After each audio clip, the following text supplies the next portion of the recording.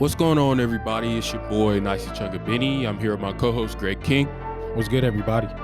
And you're listening to the Ball Fake Podcast. Make sure to like and subscribe and turn on post notifications. Leave a comment for us if you're watching on YouTube. And if you're listening on Apple Podcasts and Spotify, make sure to give us a nice little review. But as for our video today, we're going to talk about the James Harden trade, the big blockbuster trade that went down last night. But before we start today's video, I'm going to give a quick shout out to our subscriber of the day. Shout out our boy, Obvious P. We appreciate you liking and subscribing and turning on all our post notifications and just watching all of our videos. But as for the video today, like I said, we're going to talk about the Harden trade that went down last night. And Greg, what were your reactions to it? I mean, this is probably one of the biggest trades that we've seen within these past couple years. But yeah, what's your take on it? Crazy. I mean, we've been talking about this for a week. We talked about it in the James Harden video. We were talking about how there's going to be a trade coming soon, but I didn't think it was going to come this fast. So I'm very surprised. But I really want to break down to our listeners about what this trade is. So obviously, we know the Nets got their guy. They got James Harden. He's reunited with KD and now Kyrie.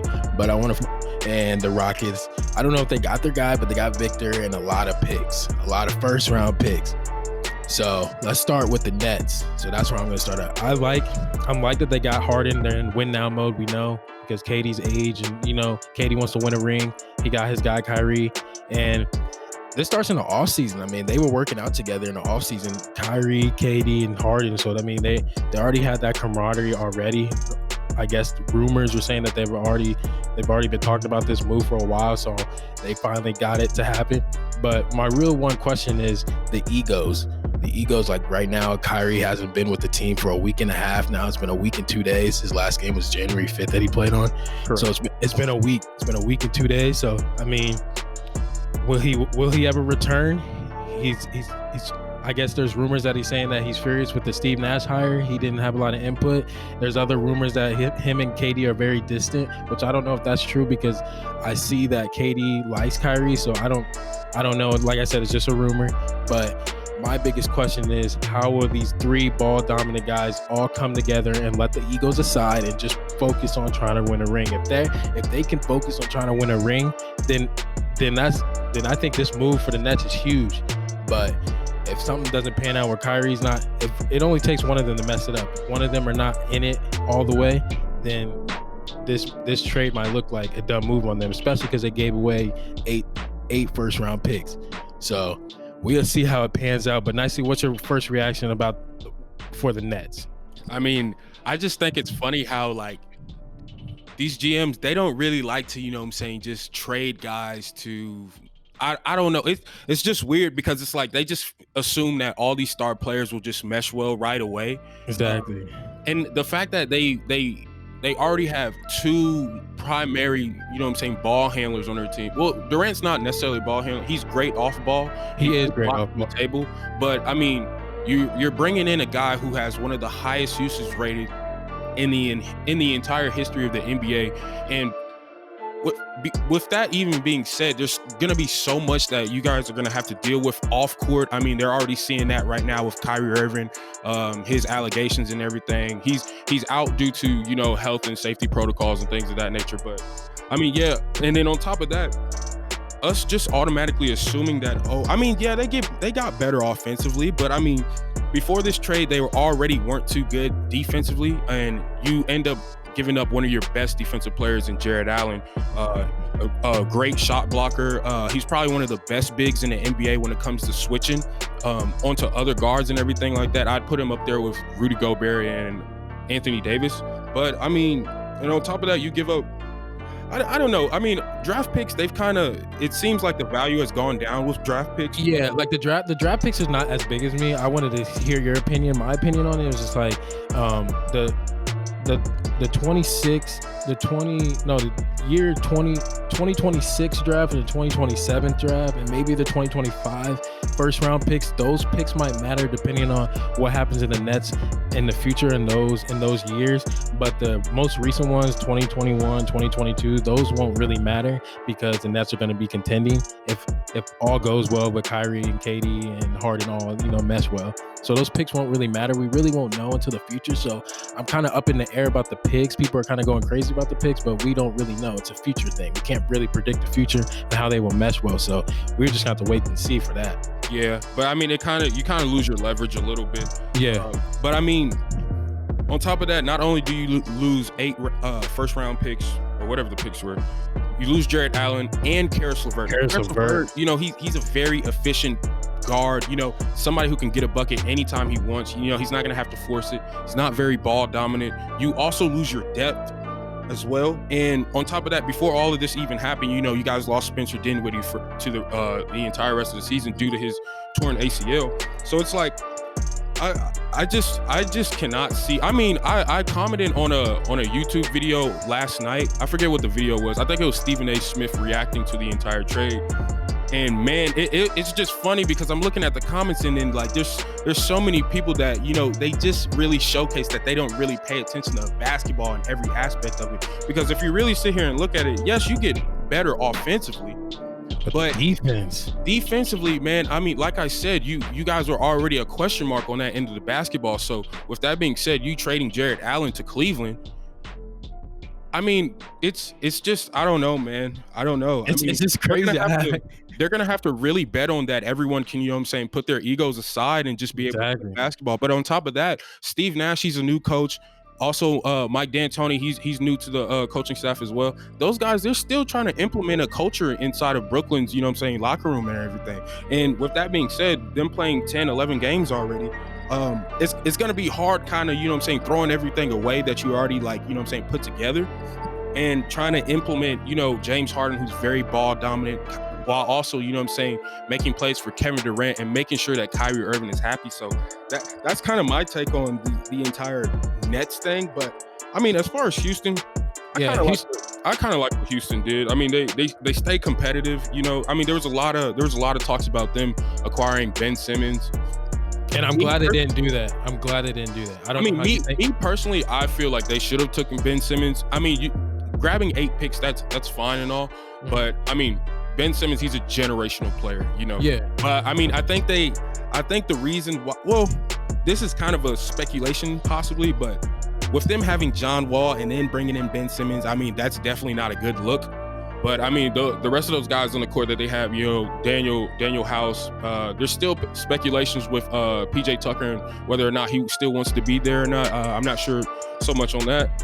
But I mean, DeMarcus Cousins as well and Victor Oladipo. I mean, it seems like Houston, they brought in a lot of guys who have something to prove this season, which I feel like could work.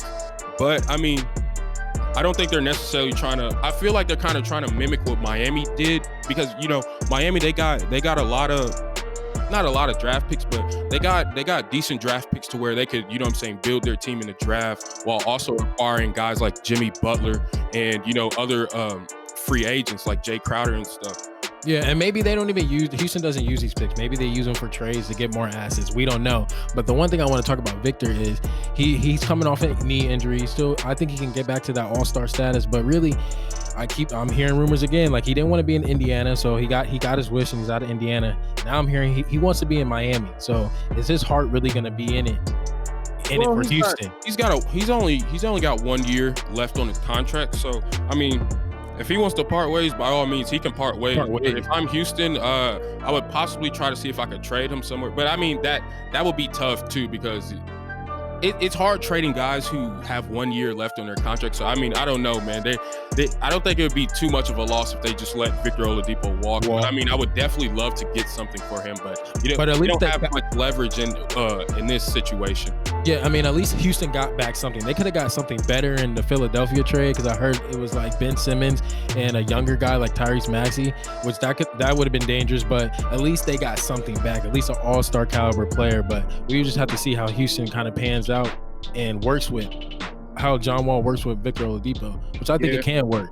And speaking of Philly, once again, yeah, they were actually I mean, we all know they wanted to pick up James Harden, have him reunite with Daryl Morey and insert him into the lineups and everything. But they didn't want to give up Tyrese Maxey. They see a lot of Potential. hope in him and potential. Yeah. He's got a lot of upside. I mean, he had 39 points the other night, you know what I'm saying, coming off the bench, I believe. Or no, I think he might have He started. They He had started. players that game. But I mean, yeah, I mean, they tried to call a few teams that way they could acquire a first round pick instead of having to give up Maxey and just, you know what I'm saying, offer that to Houston instead. But I mean, they obviously weren't able to make that happen. But I mean, from the Pacers standpoint, I love it. I love it. Nice. I think they also they definitely got better. You know, I mean, they have a potential starting lineup of Michael Brogdon, Caris LeVert, TJ Warren, Sabonis, and Miles Turner. I mean, that definitely keeps you competitive, and you know what I'm saying, you get better as well. And my only question is, will LeVert be able to, you know what I'm saying, get the amount of shots that I think he can get the amount of shots that he wants, but Indiana, they are a very defensive-minded program, and you could see that within these past couple years. I mean, TJ Warren, he's improved. They've helped guys develop on that end of the basketball. So I mean, and I don't think it's too much of a question, but I mean that'd probably be my only question for LeVert, because in Brooklyn, he wasn't necessarily demanded to, you know what I'm saying, be that dominant on the defensive end. You know, he kind of just, you know what I'm saying, was out there, just contain them as well as you can, you know. But I mean, yeah, I mean, I think this is a phenomenal trade. But continue what you were gonna say. Yeah, I think he's gonna be a great fit, just because the Pacers have a great culture. They just have guys who are great, who come in like Indiana basketball, that true Indiana basketball. Like they have a good culture. So I think having LeVert, who's gonna have a lot of upside, he's gonna be ready to go in there and just hoop. And I think he will, like you said, hopefully we can see those defensive improvements, but that culture will help him out.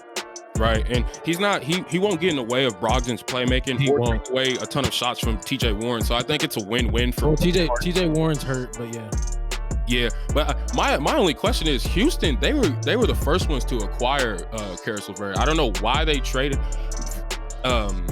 him for Victor Oladipo. That kind of didn't make too much sense to me. I would much rather have LeVert, but I don't know. That I guess they see something in the works with that. But do you want to say something about the Cavs, about them picking up Jarrett Allen? Because I don't know how him and Andre Drummond are going to fit together, but you can talk about it.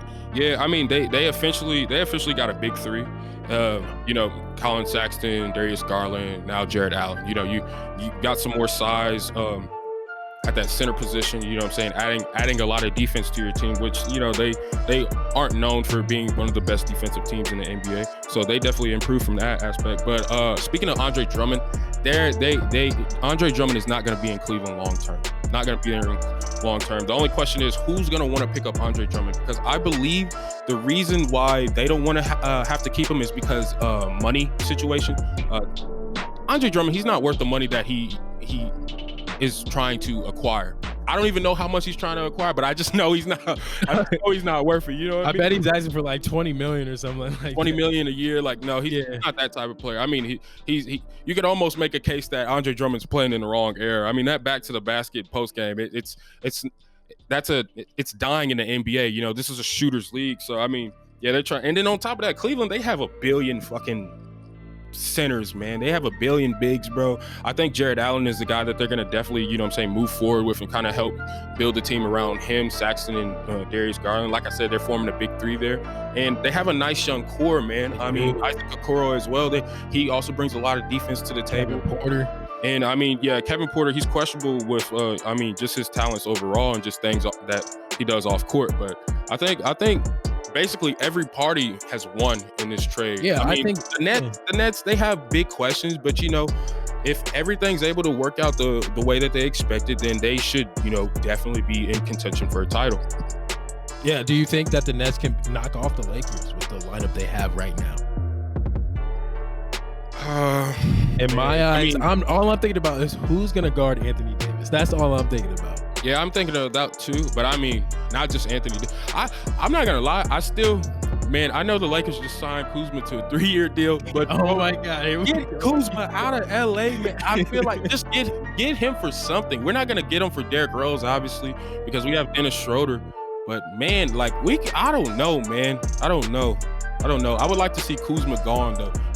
He's not bad, but it's just, man. And then on top of that, like his trade value is really dropping, bro. It's really, he's not having a bad year, but I mean, he's been relatively quiet in my opinion. But yeah, inconsistent, like you've been talking about. Yeah, which is something that we can't have on a championship team. But I mean, guys, thank you for tuning into another episode. I think that's all that we have for you guys today. Make sure to like and subscribe, turn on post notifications if you're new to the channel. If you're listening on Apple Podcasts, once again, make sure to give us a nice little review. We'll respond to that. And make sure you guys follow our socials. We're going to leave it at the end of the video so you guys can do that. We're available on TikTok, Instagram, Twitter, and all that, and Facebook as well. But outside of that, it's your boy Nicey Chung and Benny. I'm here with my co-host Greg King, and we out. We out.